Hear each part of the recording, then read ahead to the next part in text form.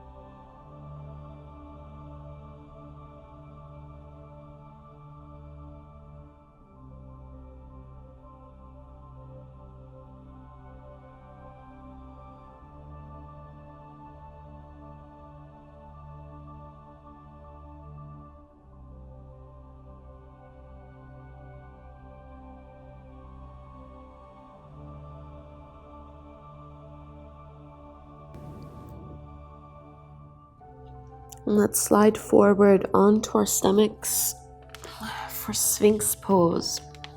So pelvis stays planted down to the floor. And you can widen your elbows and your palms, lifting through the chest and through the heart.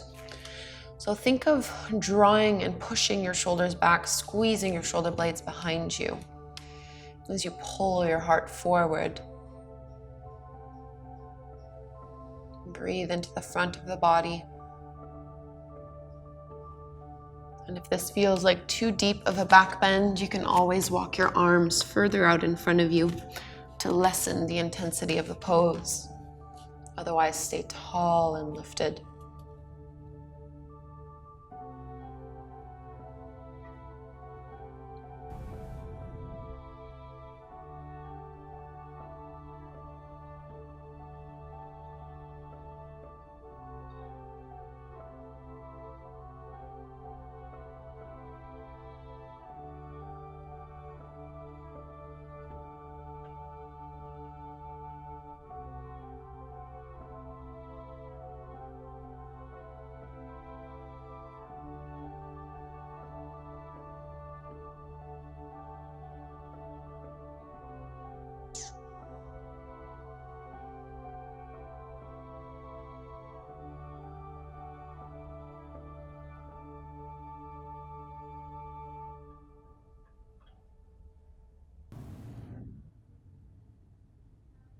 And you're welcome to stay here for the second half of our time in this pose, or you can progress a little bit deeper by lifting up into seal.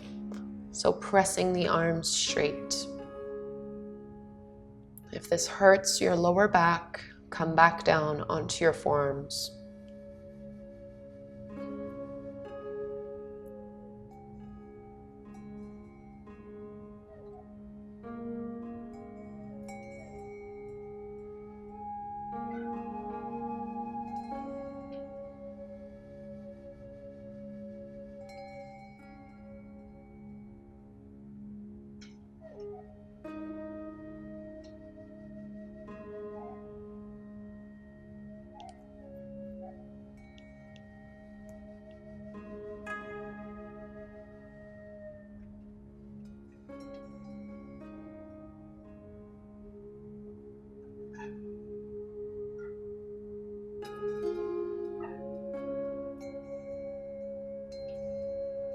Bend the elbows if you were in seal. And let's press back into an easy child's pose. One of the most nurturing asanas we can do for our spine. So keeping the knees pretty close in towards each other as you bring your hips to your heels. Arms extend back, forehead down to the mat. So letting your spine naturally curve here. Arms are heavy by your sides. Relax fully in this pose, breathing into the back body.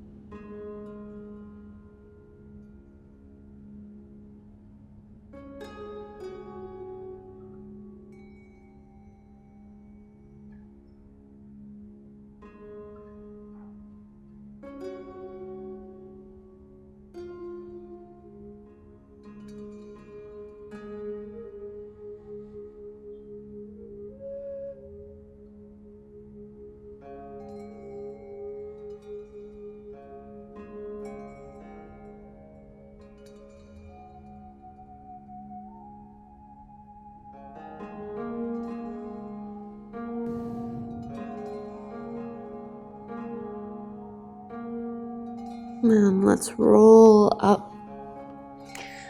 Now you can bring your legs out in front of you. We'll make our way into caterpillar, which is a forward fold. So feet are about hip width distance apart or so, and this is a pose where you might want to have your 2 blocks somewhere close by. You don't need them, but I do like to do this one with blocks. So let yourself naturally round as you fold over your legs, and a little bit of a bend is perfectly fine here in your knees. You don't want to hyperextend or lock into the joints. And you could choose to just let your head dangle and gravity will slowly lower you into the pose. Or if you're somewhere close, you can always use a block or 2, stacking them underneath so that you have something to rest on. And I like to turn the palms to face up so that I'm not tempted to push or pull.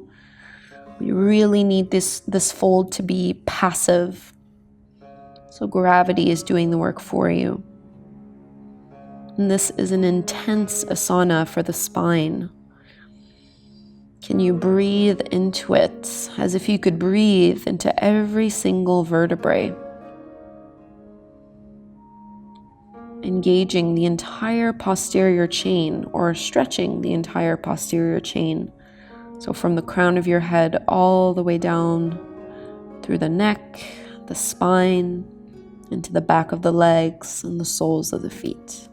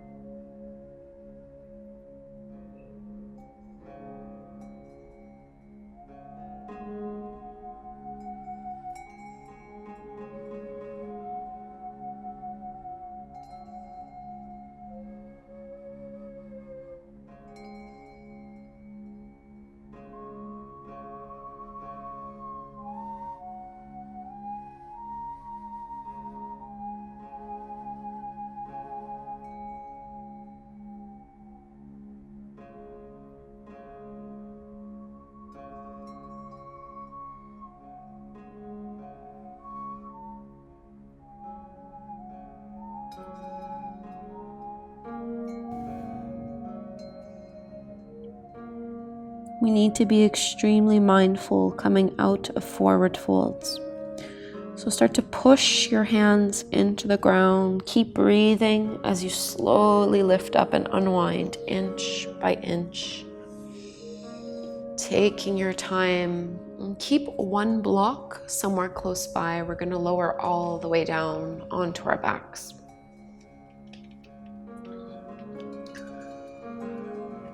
So 2 more poses before we move into Savasana. Let's come into supported bridge. Pushing the feet into the floor, lift the hips off the mat. And you can put your block underneath the hips, underneath the tailbone, either on its second or first height, really whichever height feels the most comfortable and the best for you. First option is to keep your knees bent and your feet flat on the floor. This is a great way to recalibrate the spine. If you'd like to get into the hip flexors, you can extend both legs out in front of you. Just make sure it doesn't compress your lower back or cause any kind of pain in there.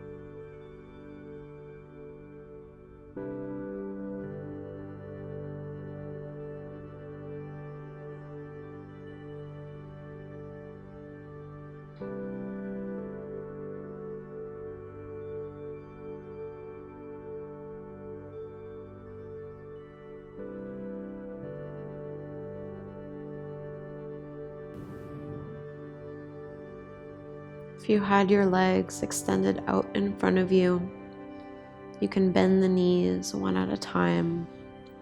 And we're going to push into the feet to lift the pelvis and move the blocks out to the side. We won't need them anymore.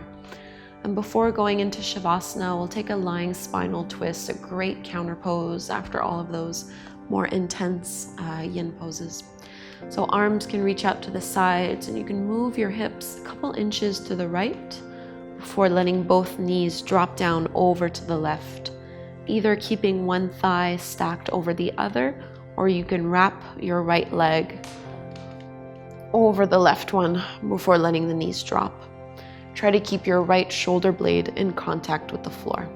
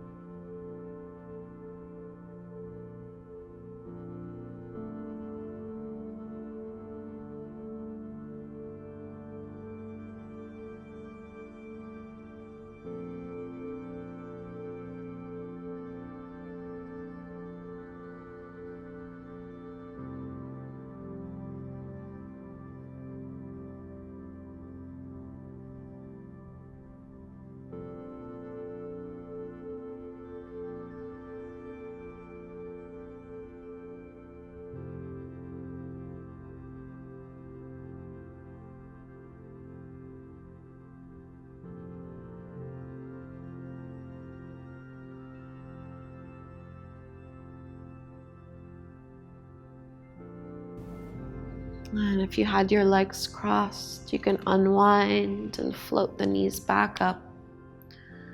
And we'll go and switch over to the other side. So you can move your hips over to the left and the knees will drop over to the right side of your mat, either keeping one thigh over the other or wrapping your left leg over your right one.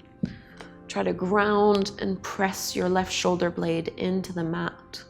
We're creating as much space between the left shoulder and the top of the left hip as we possibly can.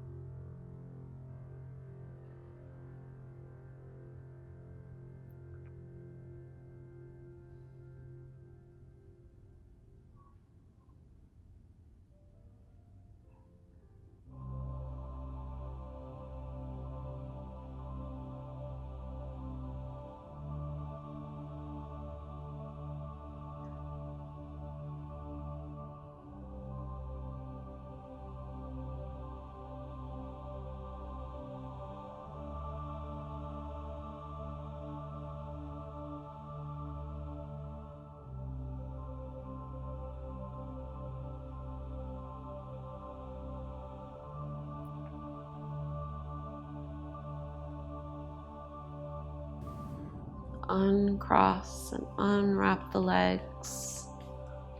And we're finally ready for Savasana, our final resting pose. Take up some space, get comfortable here. Palms face up to the sky. Let your body relax fully with your spine leveled. Just notice the effects of your practice on your spine. Let yourself soften here as a way to process and integrate all the work that you've done. Giving yourself these last few minutes of silence and stillness.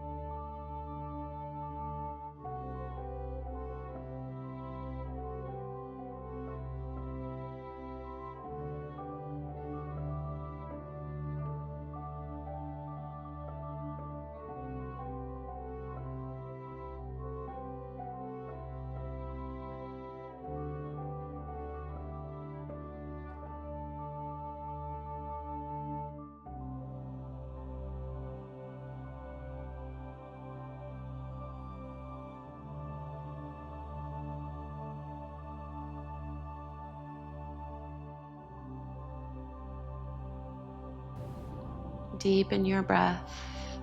Make movements in the extremities so you can wake back up. Take a great big stretch, lengthening your spine, reaching fingertips all the way down to the toes.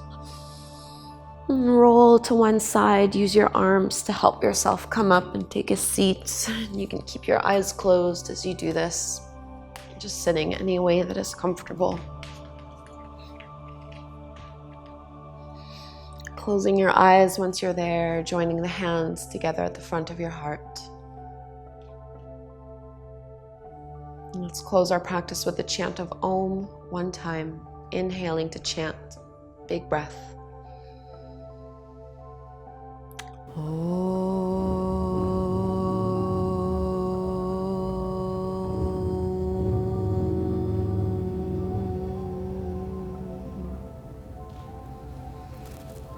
Namaste.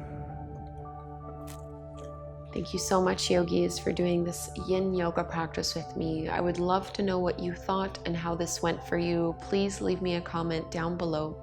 And if you are new to my channel, please do subscribe. I put out new classes every single week, and it's a great way to support free yoga on the internet. Thank you all so very much, and I hope to practice again with you soon.